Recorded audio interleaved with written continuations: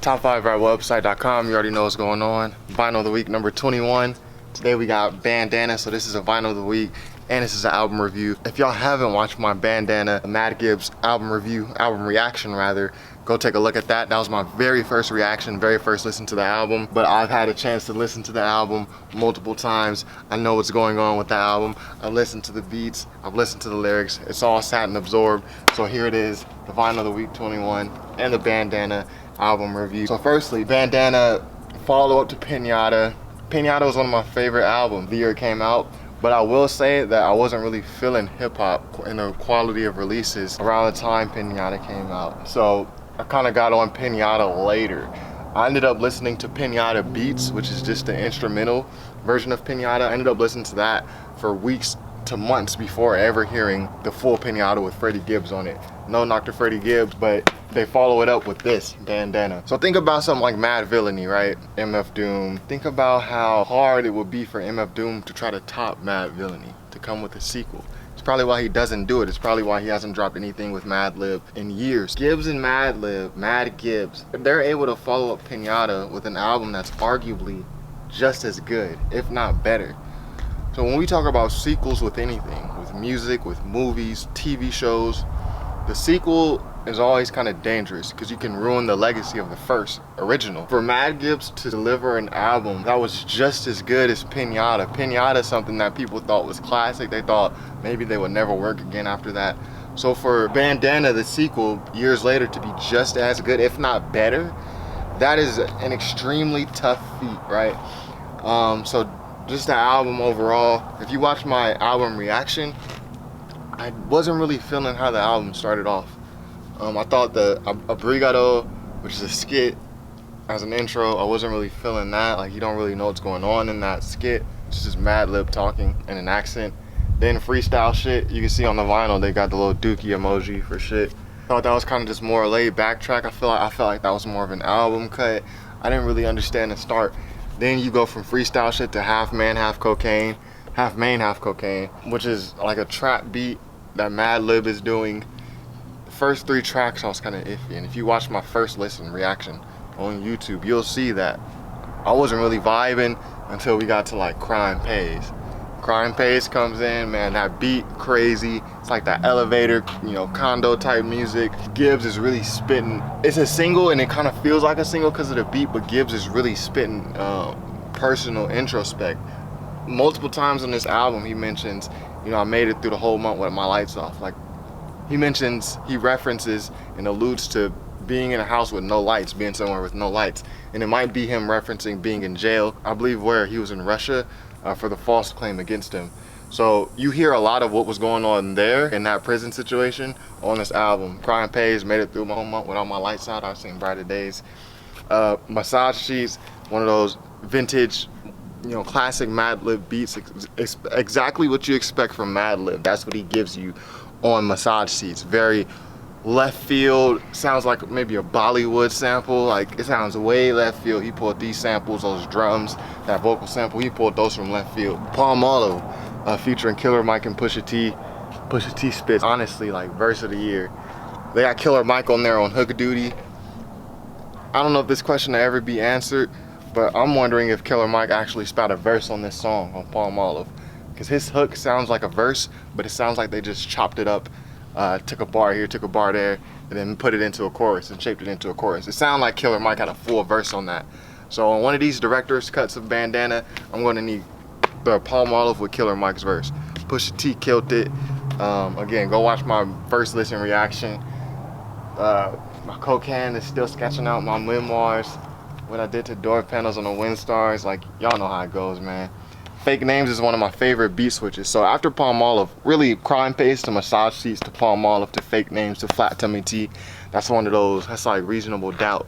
When they go from 22 Twos to Can I Live to Brooklyn's Finest to Can't Knock the Hustle. Well, it starts with Can't Knock the Hustle, but you get what I'm saying. It's one of those stretches on their albums, one of those sequences that's really tough to beat. On Fake Names, you got an amazing beat switch. On Flat Tummy Tea, I reviewed that song on my website, top5rapwebsite.com. Flat Tummy Tea, probably a 5-star song, man. Like, another beat switch. Then it goes into Situations. Giannis featuring Anderson .Paak is a dope song. I really like Situations too, but I won't spend too much time on that one. Giannis featuring Anderson .Paak. So I really like this song. I really like the Anderson .Paak feature. Usually with R&B, you have an R&B artist featured on a rap song. The R&B artist is usually just delegated to hook duty. So you'll have a rapper spitting, 3 verses, then the R&B singer comes in for the hook or the bridge.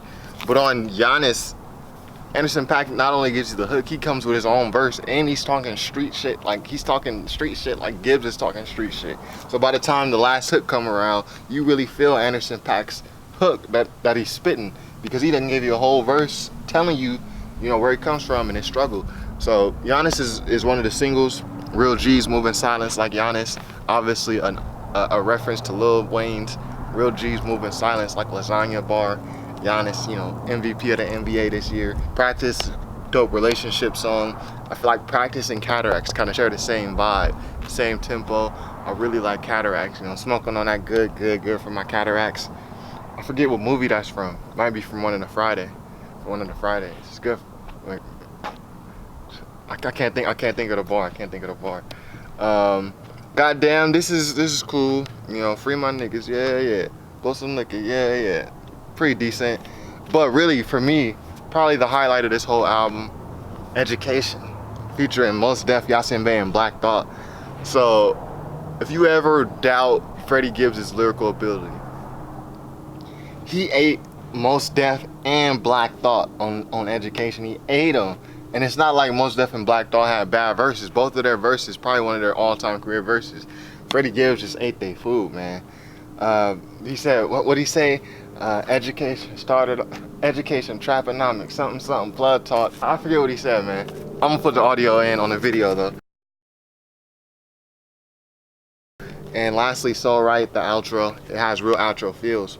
Cataracts also has real outro feels, especially when it gets to the second hook, the second chorus. It kind of makes you feel like the album's about to end, but he still hits you with 3-4 more songs after that. So yeah, Bandana, man. Madlib, this is like, my 4th Madlib vinyl that I've done.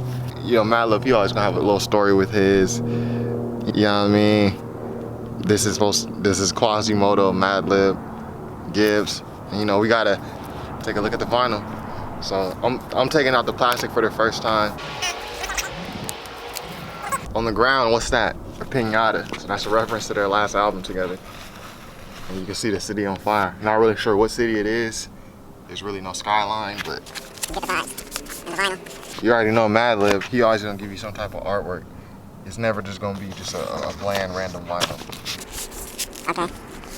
This album contains a sheet of paper. Credits. My favorite song, Crime Pays, Education, and Cataracts. Also Flat Tummy Tea and Palmolive.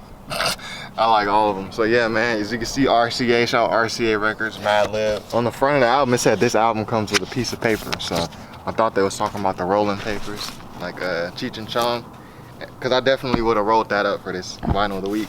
So yeah, man, this is special edition vinyl of the week. This is the album review, Bandana. Probably hip hop album of the year. If I get this album a rating out of 5 stars, I get this 4.5, 5 stars. This is one of the best albums, rap albums, that's come out in the past couple years. Probably since Daytona last year. But this is a full offering. Daytona 7 songs, this is a full offering. This is probably one of the best rap albums we've gotten since 2018. We had a lot of great rap albums in 2018. Tana Talk 3, Swimming by Mac Miller, Victory Lap by Nipsey, Daytona by Pusha T, Orpheus versus the Sirens by Ka, Roswell's Revenge 2 by Rock Marcy. This is one of the better albums, man. 4.5, 5 stars. This is one of those rare 5-star albums, 4.5, 5-star albums that I'll give that notation to. And it might be a couple years before another album gets this. Or maybe it'll be an album later this year. It's not like I'm stingy with them. It's just hard to hear an album with a stretch like this. Crime Pays, Massage Seats, Palmolive, Fake Names, Flat Tummy Tea. You know what I'm saying? All the way down. Cataracts, Education. Even throughout the middle of the album is where the best stretch takes place. It's just the first intro that I'm kind of iffy on. In the middle of the album, that's when it gets the best. Then towards the end, the latter part, you still getting hit with the Educations, with the Cataracts. It's just one of those albums, man. Bandana and Freddie Gibbs, Madlib and Freddie Gibbs, MadGibbs, Bandana, 4.5, 5 stars, top5rapwebsite.com. Peace.